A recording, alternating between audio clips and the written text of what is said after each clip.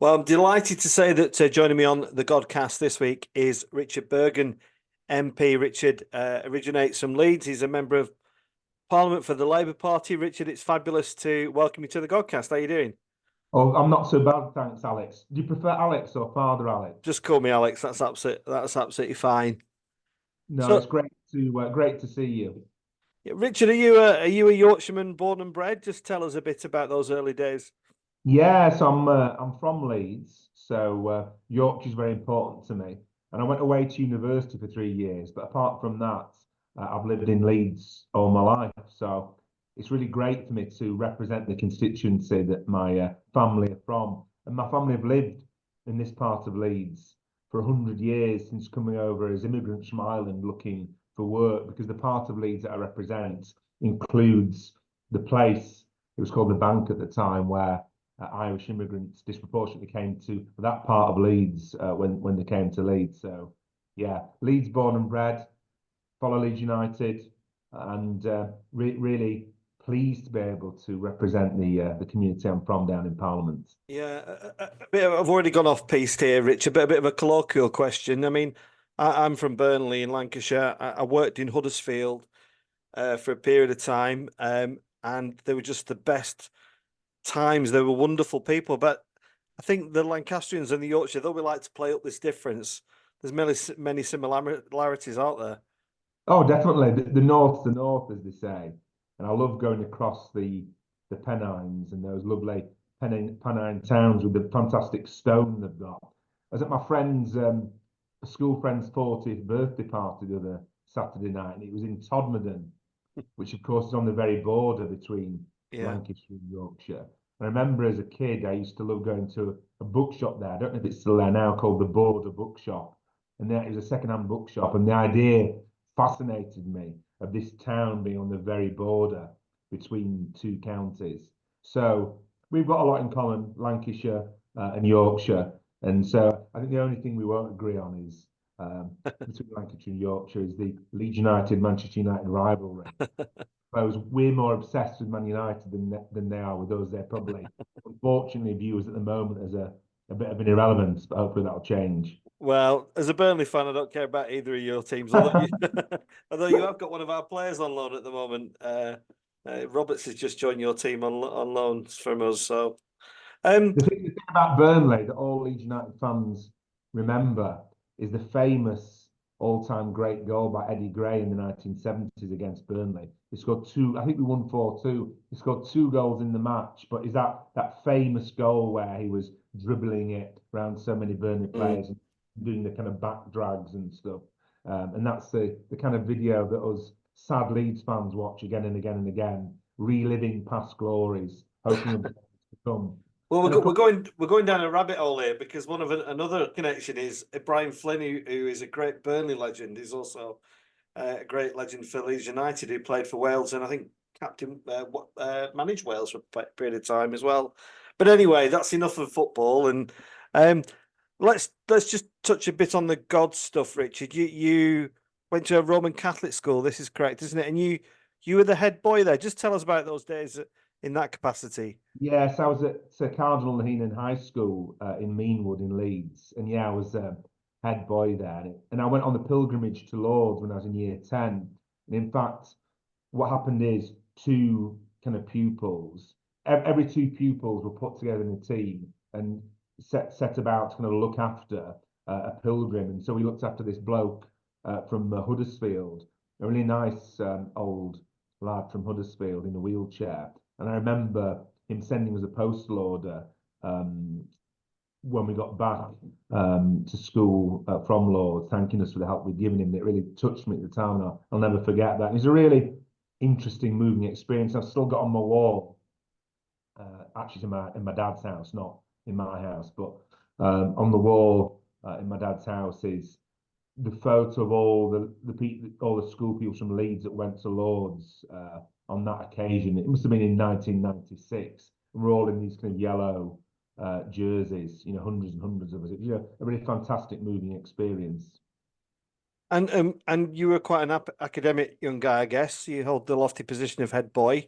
What responsibilities went with that in terms of the link to the Roman Catholic worship. I'm not sure that there were that many links to that aspect. We sometimes had to do things in assemblies. I don't think that the head boy and head girl had kind of any kind of religious responsibilities.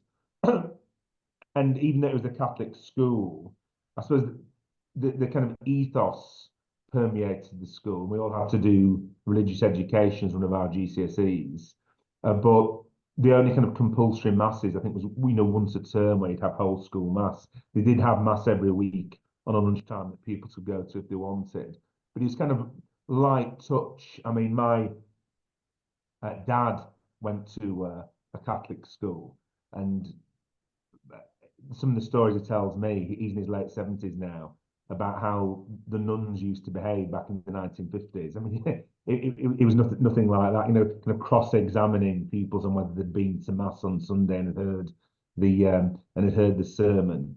And he talks about kind of being knocked about by nuns and things, saying, God is love. Remember, God is love.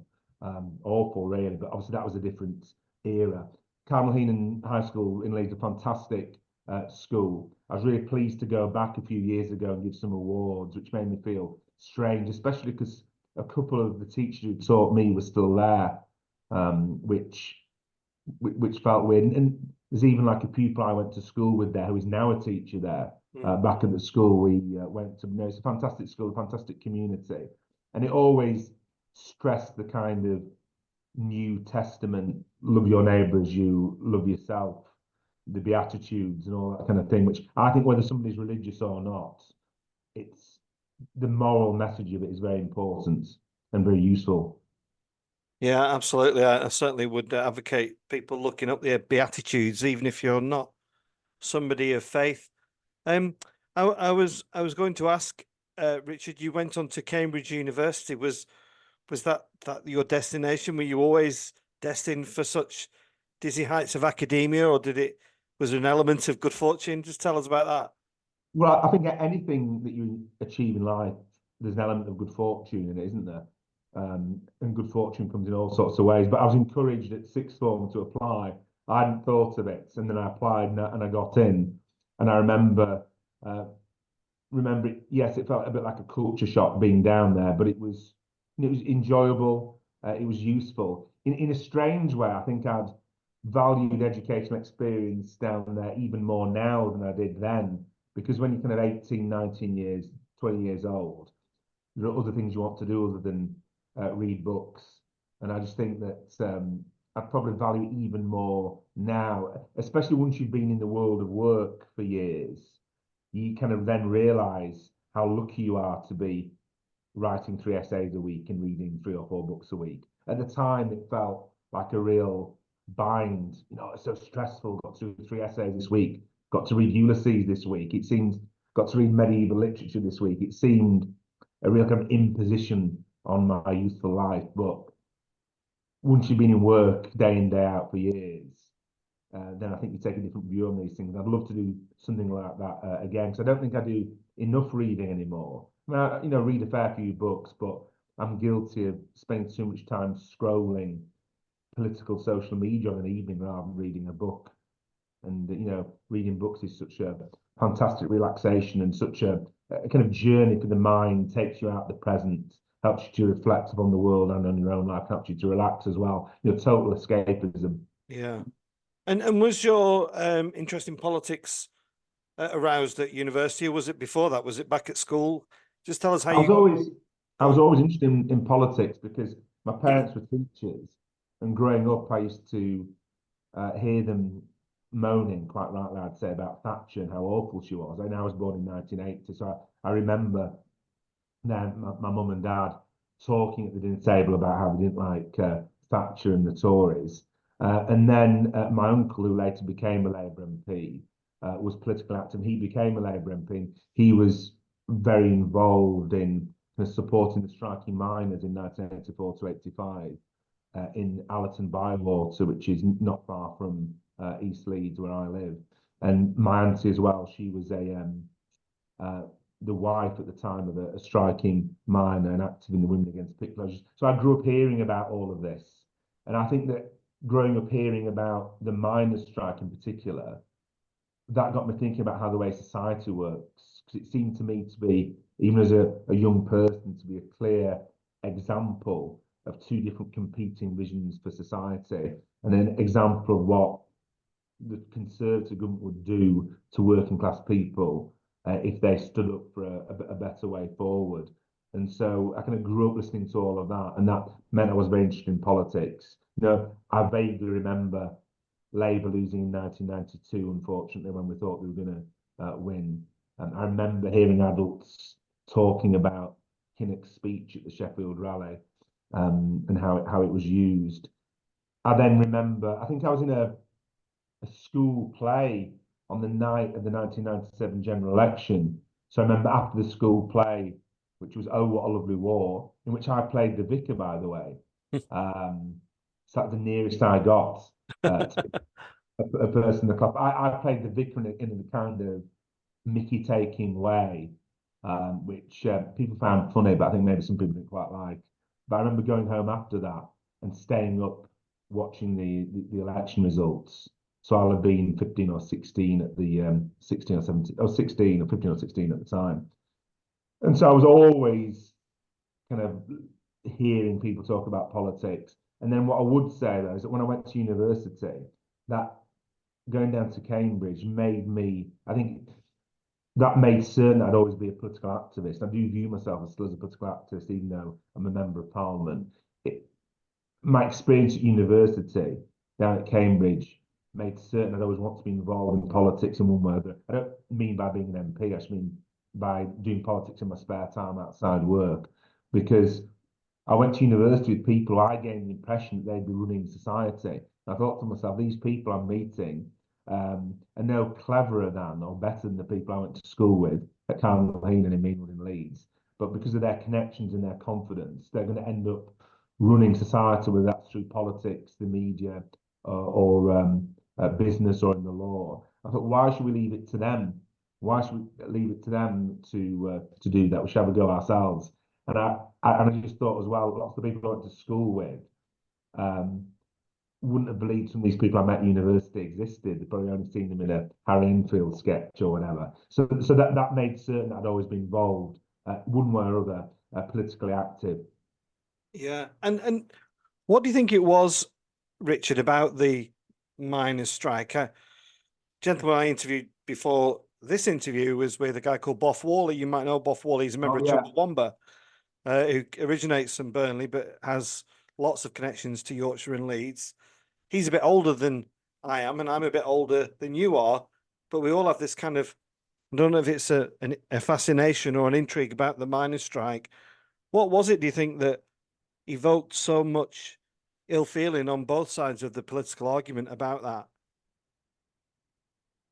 I think it was it was a stark kind of depiction of class divisions in society, things that we all know exist under the surface or feel exist under the surface, but were brought out into the open.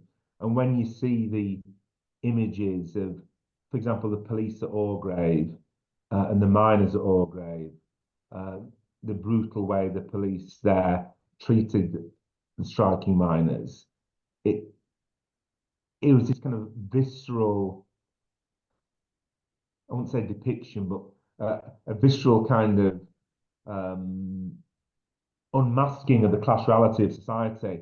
And we saw people being treated so badly. We also saw the best in people. I think that's what attracted me to finding out more about it as well. The way the communities came together in soup kitchens, the way that ethnic minority communities, because when you speak to striking miners, people who were striking miners, they often talk about this, about the Sikh shopkeepers, for example, donating tins of food.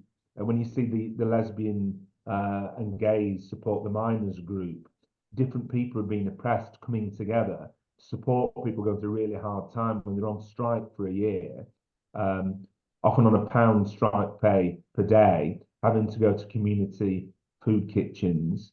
The state and Thatcher were out to get them. I think it showed both the best and worst of our society. And I think that's why people find it so fascinating.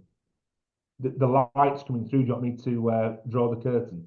Yeah, well, if anybody's watching, the light is shining on Richard as we speak. Yeah, just do the curtains, and I'll just pause We're this. back in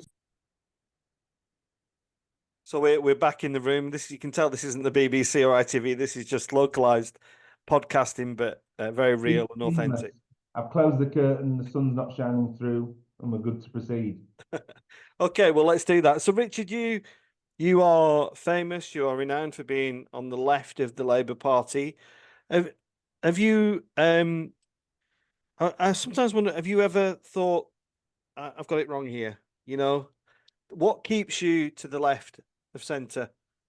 Just That's a explain that. really good. That's a really good question. I think we all question our beliefs and analyses all the time. If we don't, there's something wrong, and that's why I enjoy debating. That's why I enjoy reading books written by people I don't agree with because it helps you to test out your own ideas.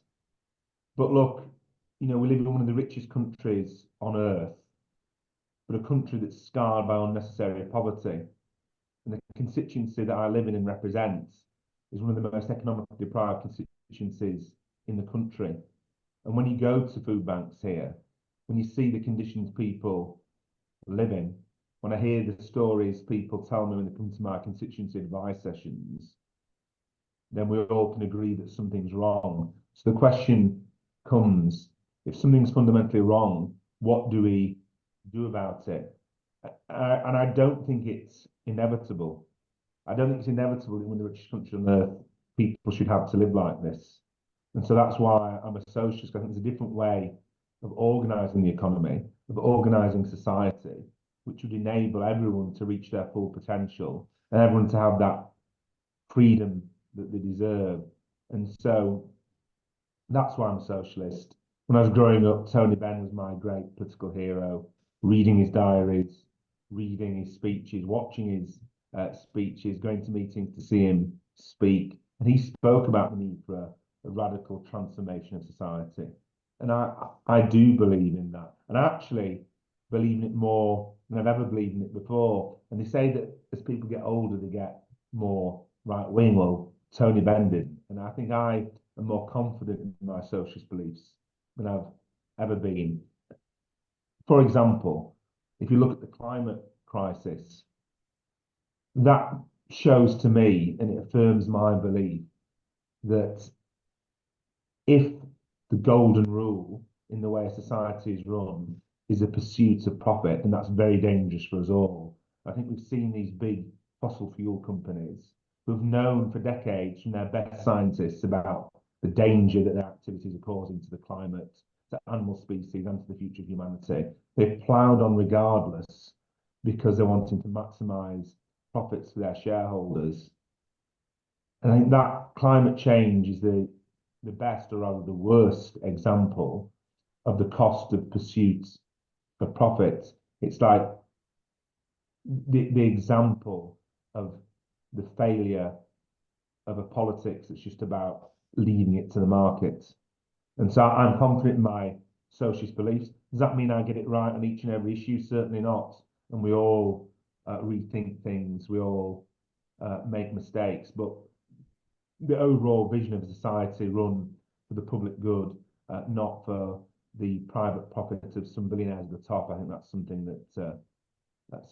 that more and more people agree with, and I feel very, very strongly about it.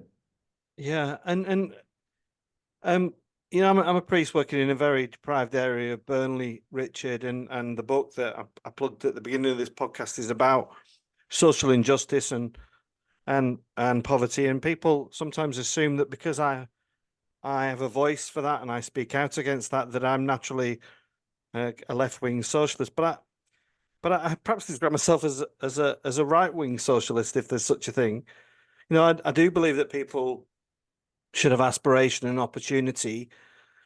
Um, but I also think there's a lot of apathy towards politicians. There's a lot of distrust, and I wonder if that's because when we look at social injustice and we look at poverty in places like Burnley and Leeds and Blackpool or Bradford, wherever it might be, and we are one of the richest economies in the world, but nobody has solved it. I mean, I've grown up in Burnley. I remember a very well respected Labour MP called Peter Pike, who represented this town for a number of years. But I also recognise that growing up in this town, I've never known the town not to have issues with poverty. I can remember them from since I was a little boy. And I would imagine that's the case for you as well, Richard, in Leeds. And so we are one of the richest economies, and we need to create wealth because that keeps us going, but we can't solve poverty. And I find it very difficult to pin my colours to a political party because they don't really, I don't genuinely feel they seem to take that matter very seriously or not seriously enough. And I'm just wondering what your thoughts are. Well, I think it's no bad thing for a priest not to pin their colours to the mast of a political party. I think it's far easier for you to do your job amongst a congregation if you have that kind of distance from that particular political choice, perhaps. But you're right, poverty's always existed, but it came to certain points in the development of capitalism where poverty was no longer inevitable or necessary, when the amount of wealth generated in society was sufficient to ensure that every person had a decent standard of living, a decent house, a decent roof above their head, could afford to eat well and healthily, and afford to have a decent standard of living. But despite that being the case, that hasn't come about. And so I think that things have actually got worse for people in the last 40 years. Some of the things, so I was born in 1980, but when I listen to people who were kind of teenagers or young adults in the 1970s, certain things that they understandably took for granted in the 1970s would seem like pipe dreams to young people now. People used to walk into jobs, many of which were well-paid manufacturing jobs. People used to be able to get a council house far more easily. People used to be able to afford a mortgage far more easily. It wasn't seen as a pipe dream. So if you look at the number of people who, in their late 30s and beyond, are still living with their parents, not out of choice, but out of financial necessity, that would have been unthinkable by and large in the 1970s. And we're a wealthier country now in the 1970s. So something's obviously going very wrong. I think both on a material basis and on a moral basis, the searing inequality in our society really disturbs me. I was talking with a friend the other day about Keir Hardie's book, From Serfdom to Socialism. And in that, he kind of talks about the wealthiest 5%. Well, now we don't talk about that. We really talk about the wealthiest 1%, because the concentration of wealth has gone into fewer and fewer hands. The concentration of wealth has become concentrated in the hands of a smaller number of incredibly wealthy people. And you look how well billionaires, for example, have done in the UK in recent years, and the increased share of the wealth they've got. So I don't think poverty is inevitable, and I think that people will have hope and people will be able to reach their full potential if things change. Otherwise, what you end up with in an unequal society, such an unequal society, is more people feeling totally disfranchised from the political system, but also from the kind of economic life of the country as well. And that's bad for social cohesion, it's bad for communities, and it's bad for individuals as well. Yeah, I agree with most of that, and I sometimes think the House of Westminster have got similar problems to the Church of England in their huge institutions that try and be all things to all people and can't. You will be aware of the disputes raging in the Church of England about same-sex relationships, etc., etc. Is it and I don't want to get into the Keir Starmer leadership. This is about you, Richard, but do you think it's important that alternative voices are heard within institutions and political organizations and boardrooms, etc.? I certainly do, but I'm keen to hear what you think.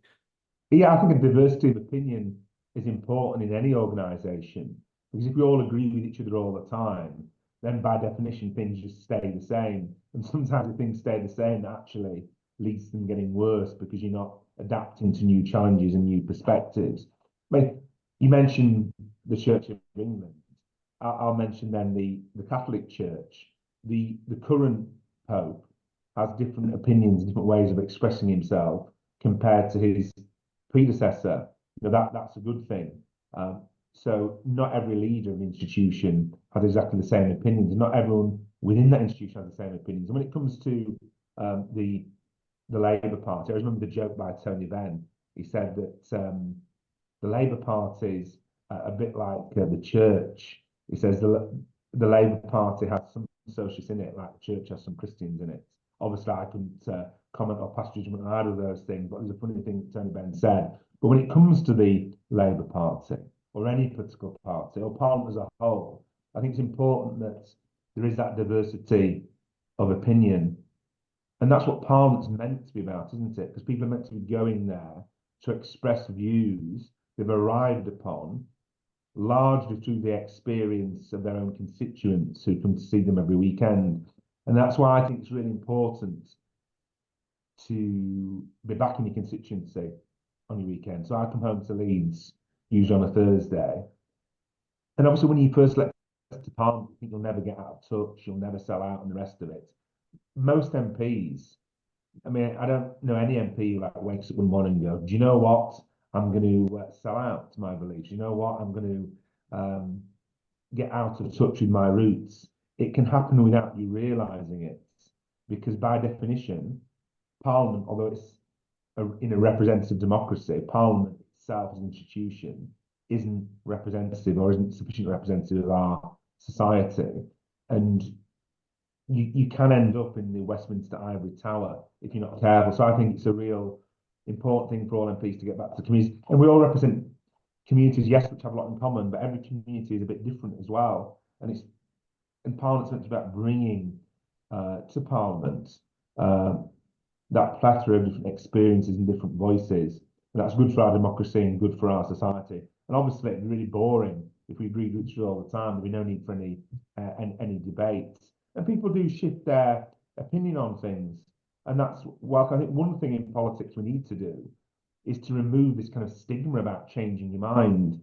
It's like a gotcha moment if you're on the TV and it's, oh, you're saying this now, but you didn't support this policy 2 years ago.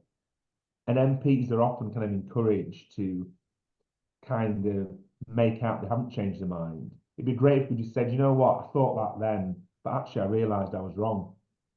And now I've got a different position. Because that's everyone else in society, that's how we operate in our lives. Things change and our opinions change as a result of them, our understanding changes. So I think the diversity of voices is important, but also MPs, we should stop having to pretend that we're somehow infallible, because we're certainly not, and why should we be? I think it's a really important point, because I think, and I think media has got its responsibility to take in this, is that it creates kind of a tribalistic style about it. I mean, there's very few media programs out there, Richard, but would actually just have a conversation like this for 30 minutes, just talking and understanding where you might come from or whatever. Normally it's a case of Labour against the Conservative, and they like the torch paper and off they go. Do you think there should be room for a bit more joined up thinking and less vitriol in the chamber and in politics in general? I'm all for big battles of ideas, because I think out of that can come something better. What I don't like is where it almost feels like an act where it's just where the kind of froth or fury it isn't due to real differences, but it's just a kind of tribalistic thing. I'm not as keen on that. But when it comes to TV, I was watching, it shows how sad I am. I was watching some old interviews from the 70s and 80s of different MPs. And what amazed me looking back at some of the old political discussion programmes on television were that they actually were discussion programmes. Like, people could finish the sentences and people give discursive answers. And actually, through doing that, you actually got more out of the MPs in terms of what are they actually thinking. I think it did a better service to democracy and a better service to the public, because it allowed the interviewer to really probe what the politician actually thought. And there's that old phrase, give someone in the throat to hang themselves or whatever. Or so you let somebody speak, then things come out which they might not have wanted to share with the public, which can be a good thing for transparency as well. I think now there's so much of this kind of people trying on TV trying to copy or be modern versions of Jeremy Paxman that it. Not that I'm saying MPs in any way, we should feel sorry for them, but MPs I think often go into these interviews feeling utterly vigilant, trying to anticipate what the second question will be when the first one's been asked. Are they only asking me this so they can therefore ask me that? And it leads to politicians being cagey, and people don't like that. No. And it doesn't lead to people having a greater understanding of what different political parties and different politicians think. And so I do wonder if political shows would be more popular if the guests were given a bit more time to breathe. And I'm not asking people to go soft on politicians. We need to be held to account and held to account rigorously. What I mean is, it'd be more like almost like a television version of a town hall meeting or whatever, where the people on the panel will get to answer questions at length and there'll be more chance for questions. I suppose in a way that lots of the podcasts have stepped into that space. Not going for the short gotcha clips to go viral, but actually having longer discussions that can tease out different nuances in people's ideas and experiences, which can only be a good thing for our democracy and help people to make informed choices when they vote as well. Yeah. And just I've really enjoyed chatting to you, Richard. Just a few things to kind of bring this to a close. The big year for the general election, it's almost certainly going to be later in the year. Expectation high within the Labour Party, would you say? Well, we're really wanting to win after 14 years of the Tories being in charge and doing so much damage. But, we can't take it for granted. I mentioned earlier in the interview, I remember as an 11 or 12-year-old hearing the news from my family that Labour unfortunately lost the 92 election when lots of people thought we were going to win. So, I was out campaigning this week in my own constituency, delivering my residence reports, talking to people. I really enjoy that. I enjoy the general election period because you get to have more contact with the public and people are more up for discussing political issues with you. And that's great fun. But yeah, hopefully we'll win, but we can't take it for granted. And something that does worry me is how nasty the general election might become. And maybe you can't comment because quite rightly, you're not particularly partisan when it comes to political parties, but I see the government as being very desperate. And I think we saw at Prime Minister's Question Time the other week, the Prime Minister made this anti-trans jibe, and it was awful. And I'm worried we'll see more of that kind of thing. The kind of, people call it the culture wars, but really it's scapegoating vulnerable minorities, whether it be trans people, whether it be asylum seekers. And I do worry that the more desperate the government gets, the nastier the political discourse will become in the run up to the general election. At the same time, of course, we've got the run up to the presidential election in the United States, and some of the narratives that Donald Trump is pushing are truly horrifying. And I think back to when I was younger, and I used to kind of go campaigning in places against the BNP, where like the BNP might take council seats or even a parliamentary seat. And some of the things that are being said by BNP candidates are now being said by prominent Conservative Party politicians, by MPs in the Conservative Party, and are being said by people like Donald Trump, who is running to be once again the most powerful person on earth. This mainstreaming of these scapegoating ideas really worries me, and I'm worried it'll intensify up to the general election. So we need to do something about that. Yeah, and finally, Richard, the world is a very dangerous place, and you've touched on Donald Trump there being a very scary proposition for the future. And I just want to finish on the Holy Land. I've been to Palestine and Israel twice in the last 5 years. I've become very attached to it by the experience, and people are going to go. He's not asked him about Corbyn because you are closely aligned to Jeremy. But what's your, not political view, but your personal view on what I can quite easily say is an absolute atrocity that's happening in the West Bank? How do you see it, Richard? Well, it's horrifying, isn't it? And nobody, whatever their politics, whatever their usual positions on the questions in the Middle East, should be anything other than horrified at the human suffering we've seen. You know, we saw the massacre of Israeli civilians on October the 7th. We know that people are being held hostage in appalling conditions, and we see the deaths of 30,000 and counting civilians in Gaza, and then we see what's happening in the West Bank as well, with settlers abusing Palestinians. It's awful. And I think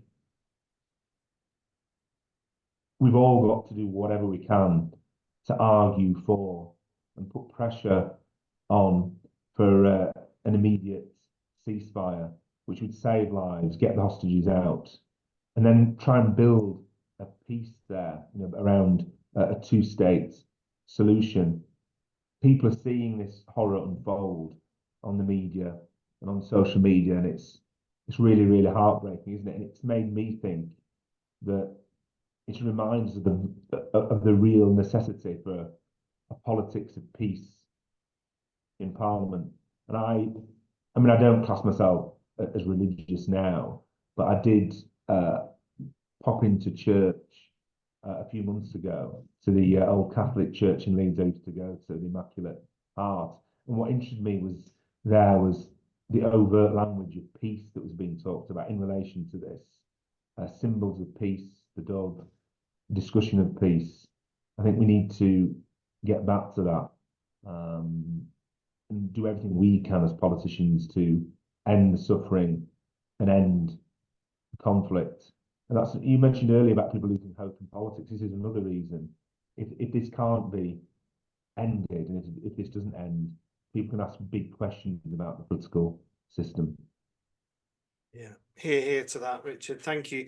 Thanks so much for your time. I've thoroughly enjoyed talking to you. I know you're a busy man, and anybody who's watching this Godcast and is enjoy a political discussion, there are loads of politicians on the Godcast from all parties, Conservative, Labour, left, right, something for everybody. So, Richard, thanks so much. Thanks so much, Alex. Wish you well, and God bless you, and thanks for coming on the Godcast.